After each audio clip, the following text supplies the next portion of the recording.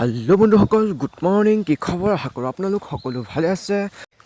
আজি ৰাতিপুৱাৰে আপোনালোকলৈ গুড নিউজ, বিগ আপডেট এটা লৈ আহিছোঁ।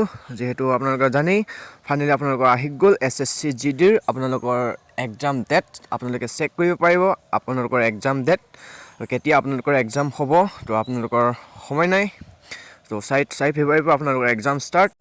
আপোনালোকৰ এক্সাম ডেট কেতিয়া পৰিছে, তাক কেনেকৈ চেক কৰিব, তো জানিবলৈ মোৰ ভিডিঅ'টো শেষলৈকে চাব। তো ভিডিঅ'টো ভাল লাগিলে লাইক কৰিব, শ্বেয়াৰ কৰিব আৰু চেনেলটো ছাবস্ক্ৰাইব কৰিবলৈ নাপাহৰিব, যিহেতু এনেধৰণৰ জব ৰিলেটেড ভিডিঅ' মই দি থাকোঁ। আৰু চেনেলটো ছাবস্ক্ৰাইব কৰি বেল আইকনটো প্ৰেছ কৰি ৰাখিলে আপোনালোকে মোৰ ভিডিঅ' আগতে পাই যাব। তো পলম নকৰি ভিডিঅ'টো আৰম্ভ কৰোঁ। তো আপোনালোকে গুগলত যাব। আপোনালোকে ছাৰ্চ কৰিব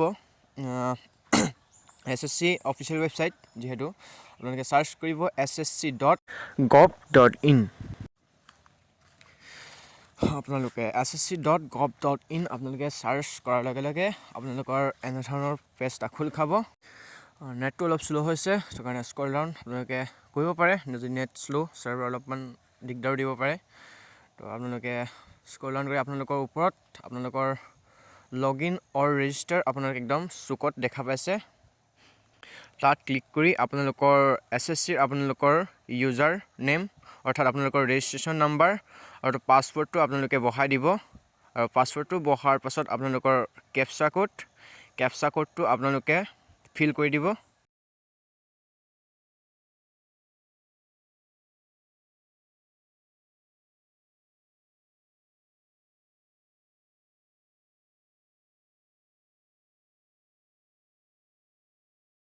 কেপচা ফিল কৰাৰ লগে লগে আপোনালোকৰ এনেধৰণৰ পেজ এটা খোল খাব।